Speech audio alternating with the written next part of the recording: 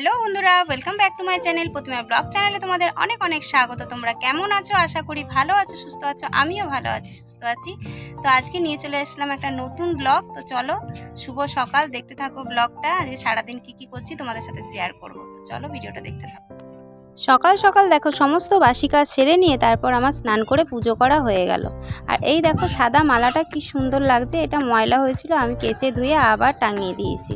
সকাল সকাল পুজো আচরা করে নিয়ে তারপরে আমি ভাত বসিয়ে দিয়েছি। এই দেখো এইখানে হচ্ছে আলু আর পেঁপে কাটা আছে, এটা দিয়ে পাতলা করে ঝোল করব। আর এদিকে ভাত বসিয়ে দিয়েছি।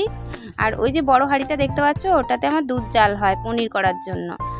আর এই দিকটাতে দেখো জলখাবারের পর এক গাদা বাসন হয়ে গেছে, এই বাসনগুলো ধুতে যাব। আর এদিকে মা বসে বসে শাক বাচ্ছে, শাকগুলো পোকা হয়ে গেছে, এই শাকগুলো বাজার নিয়ে যাবে বলে বাছতে লাগিয়েছে। আর এইদিকে দেখো গরুগুলোকে সকালবেলা খাবার দেওয়া হয়ে গেছিলো।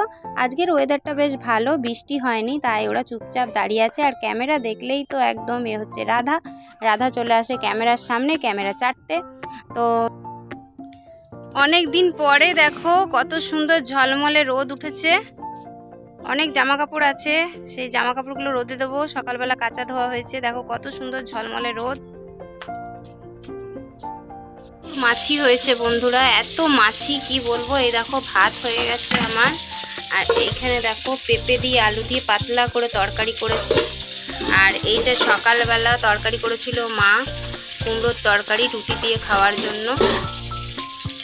আর এইদিকে দেখো মাছ ভাজা বসিয়ে দিয়েছি। আজকে বেশি কিছু রান্না হবে না, কারণ আমার বৌমার স্বাদ, সেই কারণে সবার নেমন্তন্ন আছে। তো এই তোমার দাদাভাই মাছ এনেছে, মাছ ভাজা আর তরকারি, পেঁপের তরকারি, এই দিয়ে বাবা খাবে। বাবা তো যায় না ভোজবাড়ি, সেই কারণে বাবার খাওয়ার জন্য রান্নাটা হচ্ছে।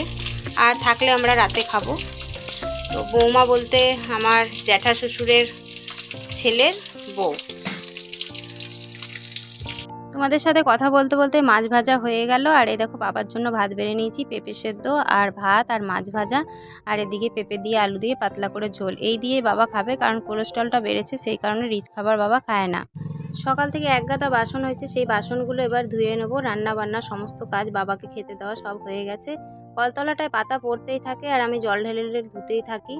এই দেখো এবার বাসনগুলো ধোবো। আর এইখানটায় জানো আজকে সকালবেলা আসতেই ইচ্ছে করেনি, কারণ সকাল থেকে অনেক মশার কামড় খেয়েছি, প্রচুর মশা হয়েছে। এই যে দেখছো পেঁপে চারাগুলো, এই পেঁপে চারাগুলো তোমার দাদা দিয়েছে মাঠে লাগাবে বলে। আর এইখানটাতে রেখেছে বলেই যত মশা এই পেঁপে চারাগুলোর জন্য। আর এইখানটায় স্প্রে করে মাঝে মাঝে, কীটনাশক স্প্রে করে, কিন্তু তারপরেও মশা এইগুলোর মধ্যে লুকিয়ে থাকে। আর আমি যখনই বাসন মাজতে আসি, কাপড় কাচতে আসি, তখন আমাকে পায় আর আমাকে খুব করে কামড়ায়। তো এই দেখো এই বড় বালতিটা, এইটা হচ্ছে দুধ দোয়ানোর বালতি। এই দুধের বালতিটাও সকাল থেকে আমি মাজিনি, এখন মেজে নিলাম। তারপর এগুলো ধুয়ে ঠুয়ে নিয়ে তারপরে ঘরে উঠবো, একটু রেস্ট নেব। সকালবেলা তো স্নান পুজো হয়েই গেছে। আর যেহেতু বর্ষাকাল, বারবার স্নান করলে আবার জ্বর জারি হতে পারে। সবারই এক এক করে বাড়ির সবার জ্বর জারি হয়ে গেল, আমারই বাকি আছে, সেই কারণে বারবার স্নান করছি না। এখন মাত্র 3 বারই স্নান করছি। দুপুরবেলা একবার করি, আর সকালে একবার, আর সন্ধ্যাবেলা আর একবার করি, কারণ মাঠে যেতে হয়, মাঠ থেকে এসে আর একবার স্নান করে নিই। তো বন্ধুরা এখন একটুখানি রেস্ট নেব, প্রচুর গরম করছে, সেই জন্য ঘর দুয়ার পুরো অন্ধকার করে লাইট টাইট নিভিয়ে টেবিল পাখাটাকে চালিয়ে একটু শুলাম। প্রচণ্ড গরম লেগে গেছে। তারপরে শুয়ে থেকে উঠে তারপর রেডি টেডি হয়ে চলে যাব দিদিদের বাড়িতে ভোজ খেতে। তো ভিডিওটা কেমন লাগলো অবশ্যই কমেন্ট করে জানিও। আজকে ভিডিওটা আর কন্টিনিউ করলাম না, দেখা হবে একটা নেক্সট ভিডিওতে। তো চলো আজকের মতন এইটুকুই। ভালো লাগলে ভিডিওটা লাইক কমেন্ট শেয়ার করো, সঙ্গে থেকে পাশে থেকে। চলো বাই।